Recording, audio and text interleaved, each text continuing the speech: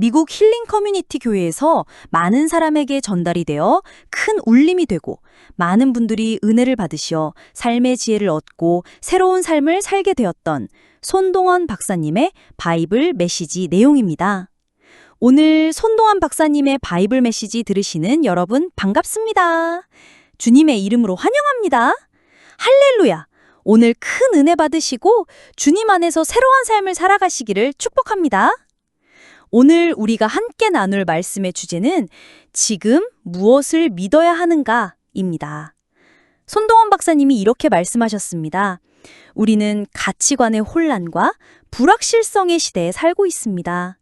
수많은 정보와 사상들이 우리에게 이것을 믿으라고 속삭이지만 그중 어떤 것도 우리의 삶에 진정한 평안과 소망을 주지 못합니다. 우리는 무엇을 믿고 살아야 할지 방황하고 있습니다. 과연 우리에게 필요한 진정한 믿음의 대상은 누구이며 그 믿음은 어떤 힘을 가지고 있을까요? 이 질문에 대한 답을 찾기 위해 우리는 라틴어 크레도라는 단어의 의미를 되새겨봐야 합니다. 크레도는 나는 믿습니다 라는 뜻으로 기독교 신앙 고백의 가장 핵심적인 단어입니다. 이는 단순한 신념을 넘어 전적으로 신뢰하고 의지하는 인격적인 관계를 나타냅니다. 16세기 종교개혁자 마르틴 루터는 믿음은 하나님께 대한 신뢰이며 이 믿음이 없이는 하나님을 기쁘시게 할 수 없다고 말했습니다. 오늘 우리가 함께 나눌 말씀의 주제는 히브리서 11장 6절입니다. 함께 읽어보겠습니다.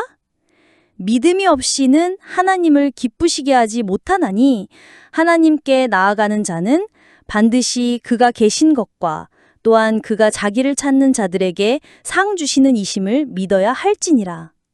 히브리서 기자는 믿음의 중요성을 강조하며 구약시대의 수많은 믿음의 선조들을 언급했습니다. 이 말씀은 그 모든 믿음의 여정의 근본적인 원리를 제시합니다. 즉, 하나님을 기쁘시게 하는 유일한 길은 바로 믿음이라는 것입니다. 손동원 박사님은 이렇게 말씀하셨습니다. 당시 유대인들은 율법과 제사로 하나님을 기쁘시게 하려 했지만 히브리서 기자는 참된 믿음이 없이는 아무것도 이룰 수 없음을 강조했습니다. 히브리서 11장 6절에서 믿음으로 번역된 헬라어는 피스티스입니다. 이 단어는 믿음, 신실함, 확신을 의미하며 이는 단순한 지적인 동의를 넘어 확고한 신뢰와 충성심을 포함합니다.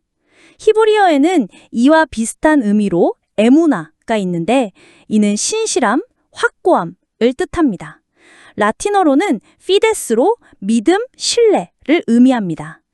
피스티스는 성경 전체에서 구원과 삶의 모든 영역에 적용되는 중요한 개념입니다. 이 단어는 우리가 눈에 보이지 않는 하나님을 실제하시는 분으로 확신하고 그분의 약속을 신실하게 붙드는 태도를 나타냅니다.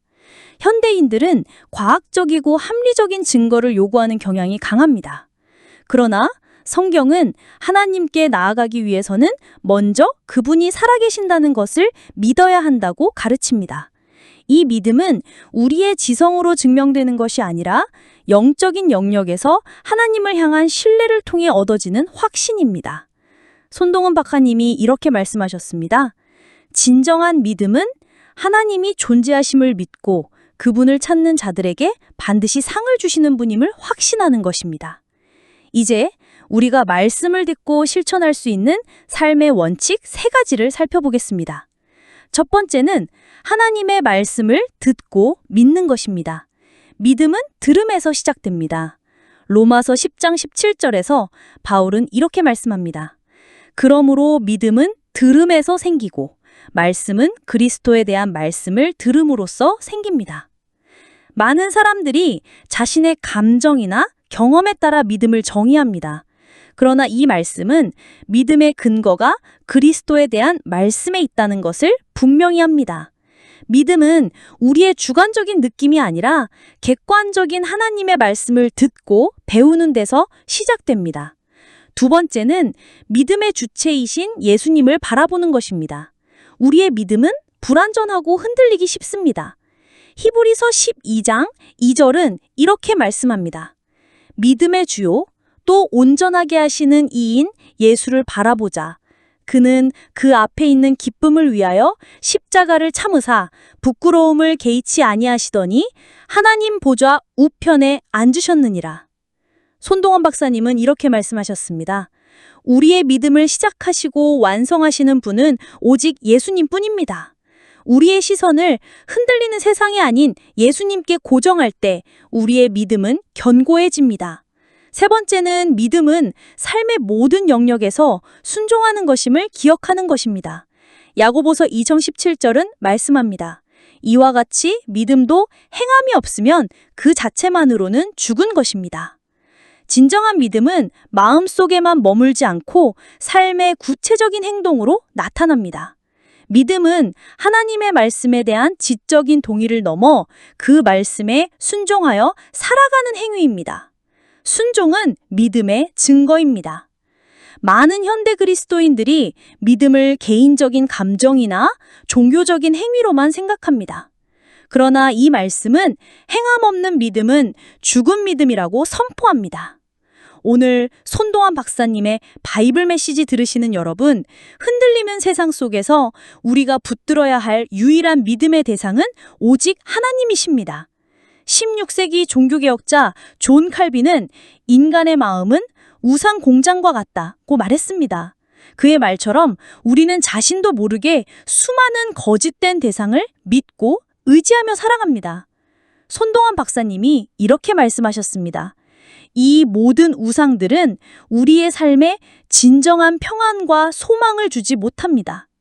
우리가 오직 하나님만을 믿기로 결단할 때 우리는 라틴어 솔루스라는 고백을 하게 됩니다.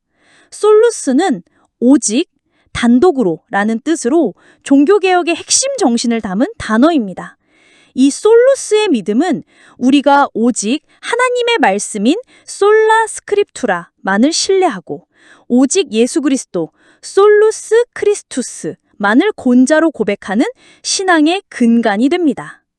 오늘 손동환 박사님의 바이블 메시지 들으시는 여러분, 피스티스로 하나님의 말씀을 믿고 크레도의 고백을 통해 흔들리지 않는 믿음의 삶을 살아가시기를 예수 그리스도의 이름으로 축복합니다.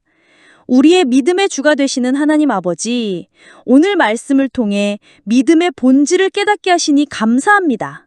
저희가 흔들리는 세상의 가치관을 버리고 오직 주님만을 믿고 따르게 하옵소서. 말씀 듣기를 힘쓰고 예수님만을 바라보며 삶의 모든 영역에서 순종하는 믿음의 증인으로 살게 하옵소서. 예수 그리스도의 이름으로 기도드립니다. 아멘.